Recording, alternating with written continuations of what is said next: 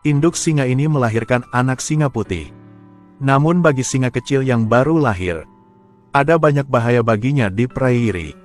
Meski induk singa tidak takut pada mereka, karena keselamatan masih yang utama, induk singa tetap memutuskan untuk menuju tempat yang lebih aman. Namun lama tidak mencari makan membuatnya lapar. Ia memutuskan untuk mengambil resiko keluar mencari makan, yang meninggalkan anak-anak singanya di rumah sendirian. Malam berangsur-angsur datang. Bahaya juga mulai muncul. Singa putih kecil ini melihat saudaranya digigit ular berbisa. Dia takut, dari semak-semak dia bergegas keluar. Saat sang ibu kembali setelah mencari makan, dia menemukan masih ada singa putih kecil yang belum kembali. Ia menghom dengan sedih. Keesokan harinya induk singa berlari mencari anaknya. Namun hujan tadi malam meninggalkan banyak jejak. Ia tidak dapat menemukan keberadaan anaknya. Untuk bersembunyi dari perburuan serigala, singa putih kecil ini bersembunyi di pohon dan ketakutan. Saat ini seseorang datang untuk mengusir serigala itu. Namanya Ade. Dia dari sebuah suku yang dekat dari sini. Melihat seekor singa putih kecil di pohon, dia tidak bisa mempercayai matanya. Karena singa putih di sukunya dipuja sebagai dewa. Untuk menjaga keselamatannya, Ade berjaga semalaman di sini. Tetapi ketika dia bangun, dia menemukan seekor singa tua. Pada saat ini, singa putih juga melompat turun. Ketakutan dan lari ke ibunya. Dan induk singa pun mengeluarkan auman, seolah berterima kasih kepada Ade yang telah melindungi anaknya. Kemudian induk singa membawanya kembali ke kawanannya. Namun karena warna bulunya berbeda dengan singa lainnya, singa putih kecil itu tidak diterima banyak sambutan di sini. Untungnya, Raja Singa masih sangat baik padanya. Di sini dia masih mendapat dukungan yang baik. Dengan begitu, singa putih menghabiskan masa kecil yang indah. Tapi bahaya masih mengintai tempat ini. Ada dua singa besar yang datang tanpa undangan. Karena jumlah umur dan jumlah anggota pihak lawan sangat banyak, Raja Singa dengan cepat dikalahkan oleh mereka. Sekarang penguasa di sini telah berubah. Dikatakan bahwa orang yang baru menjabat akan mengalami konflik. Setelah menjadi Raja Singa, hal pertama dilakukannya adalah membunuh semua singa dari kawanan sebelumnya. Ini memberikan kekuasaan absolut kepada singa yang baru dilantik. Setelah kabur dari sana, singa putih ini beristirahat. Tetapi sekarang dia telah kehilangan semua temannya. Singa putih ingin bergabung dengan kelompok singa baru ini. Tetapi tanpa perlindungan Raja Singa, kelompok singa baru tentu saja tidak menerimanya. Singa putih hanya bisa pergi. Dan sekarang Ade juga mencarinya. Melalui perjumpaan itu, dia masih ingin melihat singa putih lagi. Untuk melindungi kehidupan hewan ini, bagaimana seharusnya singa putih hidup setelah kehilangan sukunya? Dia hanya ingin minum sedikit air untuk mendapatkan kembali kekuatannya. Tapi dia juga tidak menyangka tempat ini berbahaya. Untungnya dia bereaksi dengan cepat. Yang lolos dari mulut buaya. Tapi begitu dia berbalik, dia ditakut-takuti seekor buaya yang lain.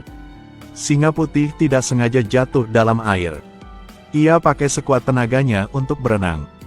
Buaya di dalam air mengejarnya dengan ganas. Saya harus mengatakan singa putih ini cukup beruntung. Dia lolos dari maut dan mendarat di tepi sungai. Tetapi yang tidak dia sadari adalah, dia telah mencapai tepi seberangnya. Dan di sini ada spesies yang lebih berbahaya, ras manusia. Sudah berhari-hari singa putih tidak ada makanan. Dia masih tidak tahu berburu. Dia juga tidak tahu bahwa dia tidak boleh menyentuh landak ini. Karena sangat lapar, singa putih ini memutuskan untuk mengambil resiko. Setelah beberapa saat, dia menerima kekalahan. Landak juga memberinya duri-duri sebagai hadiah. Keesokan harinya, dia sangat lapar hingga pusing. Target berikutnya adalah jerapah. Singa ini sangat percaya diri. Untungnya jerapah ini tidak peduli padanya. Hanya perlu beberapa langkah panjang untuk melarikan diri. Tetapi singa putih ini tidak tahu bagaimana mengukur kekuatannya sendiri, tetapi membidik sang gajah. Bahkan singa besar pun tidak berani menyentuhnya. Gajah besar mulai berlari ke arahnya sambil mengaum. Singa putih berpikir untuk sementara, lalu ia tetap berlari. Segera dia bertemu singa yang lebih besar darinya. Tampaknya dia berpikir bahwa mengikuti kakak besar akan mendapat makanan. Jadi dia memutuskan untuk lari di belakangnya. Sampai keesokan harinya, singa ini menangkap antelop. Ketika singa kuning datang ke tepi sungai untuk meminum air, singa putih baru saja keluar saat ini. Tanpa meminta apa-apa tetapi mulai ingin makan. Sekarang singa kuning dengan cepat kembali. Untungnya, singa kuning sangat murah hati. Berbagi mangsanya dengan singa putih. Di sisi lain, Ade masih mencari keberadaan singa putih. Dia menemukan bulu burung. Dan dia juga tahu, singa putih telah memasuki tanah yang dihuni manusia. Beberapa hari kemudian, Ade menemukan antelop sedang dimakan. Dia tidak jauh dari singa putih itu saat ini. Saat ini, sebuah mobil lintas negara datang di depannya. Di dalam mobil ada seorang pemburu di tempat ini. Karena kemampuan Ade untuk menemukan binatang sangat luar biasa, pemburu memberinya pekerjaan untuk membantunya mencari mangsa. Saat ini singa putih tidak tahu cara berburu. Ia hanya mengikuti singa besar untuk meminta makanan. Mereka langsung ke tempat yang sangat berbahaya untuk menangkap ayam-ayam yang ada di dalamnya. Mereka mulai dengan kasar menghancurkan kandangnya. Tidak lama kemudian semua ayam sudah tidak ada lagi. Saat peternak kembali, semua ayam yang dia pelihara hanya tersisa bulu ayam. Mereka memakan sampai kenyang. Tapi yang tanpa mereka tahu adalah manusia menyimpan dendam untuk waktu yang lama. Untuk menangkap pencuri ayam, petani membuat jebakan. Tetapi kedua pencuri itu masih tidak tahu bahaya mendekat.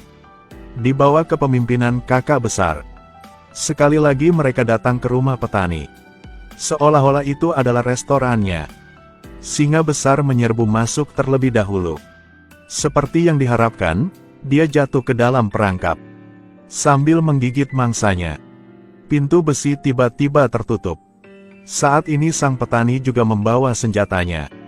Melihat seekor singa di dalam kandang, lalu melihat seekor singa putih dari kejauhan, dia menembak sekali. Melihat tragedi ini dengan matanya sendiri, singa putih merasa patah hati. Keesokan harinya, petani itu menjual singa yang dia tembak kepada pemburu, yang juga bos Ade. Dari percakapan mereka, dia mengetahui bahwa ada singa putih yang melarikan diri. Ade sekarang ingat itu adalah singa yang dia cari. Dalam hati dia diam-diam berdoa agar singa putih tetap baik-baik saja. Tetapi singa putih tidak lagi memiliki perawatan dari sang kakak. Mulai berkeliaran lagi. Dia terpaksa belajar menangkap mangsanya sendiri. Hanya dengan mengandalkan diri sendiri seseorang dapat menjadi kuat. Untungnya dia berhasil. Ini adalah pertama kalinya ia berhasil menangkap mangsang. Ini bukan hanya awal yang baik tetapi juga membangun kepercayaan pada diri sendiri. Hari ini dia menemukan seekor macan tutul. Baru saja melihatnya, macan tutul berpikir bahwa singa putih mudah diganggu. Jadi dia bergegas untuk menakut-nakutinya. Tapi singa sekarang sangat kuat. Menghadapi macan tutul itu dia tidak takut. Menghadapi macan tutul itu tidak takut. Kemudian dia mendapatkan mangsanya. Karena latihan sebelumnya, singa putih itu mengenali bahaya dari manusia, yang juga membuat keberadaannya semakin sulit ditemukan. Hingga baru beberapa tahun kemudian, Ade bisa menemukan keberadaannya. Tetapi sekarang singa telah dewasa. Ia telah menjadi singa yang kuat, yang warnanya putih dan bersinar di bawah sinar matahari. Berpenampilan seperti seorang raja, yang memiliki tubuh yang kuat dan cakar yang tajam, yang membuatnya semakin tidak khawatir soal makanan. Sekarang sebuah pesawat terbang. Ternyata miliarder itu mendengar legendanya. Dia menghabiskan banyak uang untuk menyewa seorang pemburu. Dia ingin membunuh hewan ini untuk kerajaan singa. Jika dia ingin menjadi berpengaruh, singa putih harus mendirikan kerajaan sendirinya. Seperti dia awalnya saat dia ditendang. Dia sekarang perlu menantang singa lainnya. Pertempuran akan segera dimulai. Adegan ini ditemukan oleh pemburu. Dia sangat bersemangat. Dia mulai melepaskan tembakan ke arah itu. Tetapi tembakan ini mengenai Raja Singa. Ketika dia hendak menembak lagi singa putih, Ade bergegas keluar. Singa putih adalah salah satu dewa di suku mereka. Jika ingin membunuhnya, bunuh dia dulu. Tetapi pemburu juga memiliki ekspresi yang berbeda. Dia menghentikan orang kaya. Setelah itu, pemburu menembakkan senjata di udara. Singa putih takut dan melarikan diri. Tidak lama kemudian, singa putih pun menciptakan kerajaannya sendiri. Dia menjadi penguasa stepa ini. Faktanya, di bawah perburuan hewan tanpa henti oleh manusia, singa di Afrika mengalami penurunan yang cepat. Sejak tahun 80-an jumlah singa mencapai beberapa ratus ribu.